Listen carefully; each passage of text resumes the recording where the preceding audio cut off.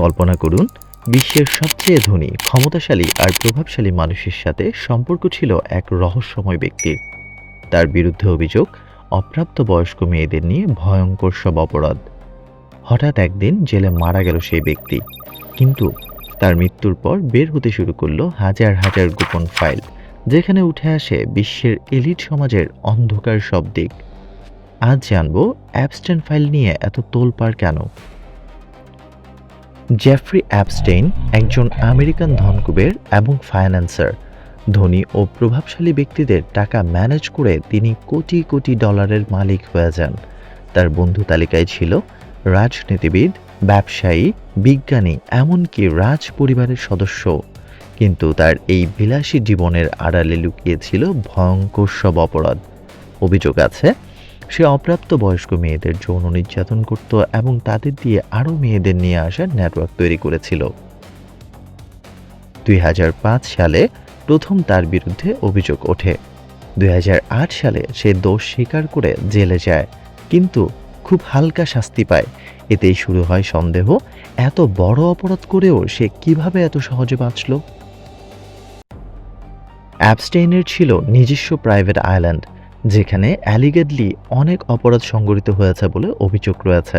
তার নিউ ইয়র্কের বাড়িতে গোপন ক্যামেরাও পাওয়া যায় বলে অভিযোগ ওঠে।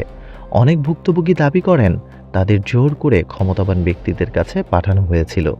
এই অভিযোগগুলো বিশ্বজুড়ে বড় কেলেঙ্কারিতে পরিণত হয়। অ্যাপস্টেইনের সহযোগী গিসলাইন ম্যাক্সওয়েল পরে মানব পাচারের অভিযোগে দোষী সাব্যস্ত হন।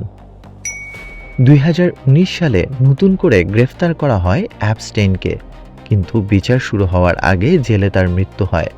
সরকারি রিপোর্ট বলছে সে আত্মহত্যা করেছে, কিন্তু ঘটনাটির সময় ক্যামেরা কাজ করছিল না, তাকে ঠিকমতো নজরদারি করা হয়নি, তার সেলের নিরাপত্তায় সমস্যা ছিল। এসব কারণে অনেকেই বিশ্বাস করে এটা শুধু আত্মহত্যা নয়, এর পেছনে রয়েছে কোনো বড় ষড়যন্ত্র। অ্যাপস্টেইনের মৃত্যুর পর প্রকাশ হতে থাকে হাজার হাজার ডকুমেন্ট, যাকে বলা হয় অ্যাপস্টেইন ফাইলস। এই ফাইলগুলোতে পাওয়া যায় তার যোগাযোগের তথ্য, ফ্লাইট রেকর্ড, ক্ষমতাবান ব্যক্তিদের সাথে তার সম্পর্ক, ভুক্তভোগীদের সাক্ষ্য। ফাইল প্রকাশ হওয়ার পর বিশ্বজুড়ে প্রশ্ন ওঠে, ক্ষমতাবান মানুষ কি সত্য লুকিয়ে রেখেছে? যদিও কারো নাম থাকা মানেই অপরাধ প্রমাণ নয়, তবুও রহস্য আজও শেষ হয়নি।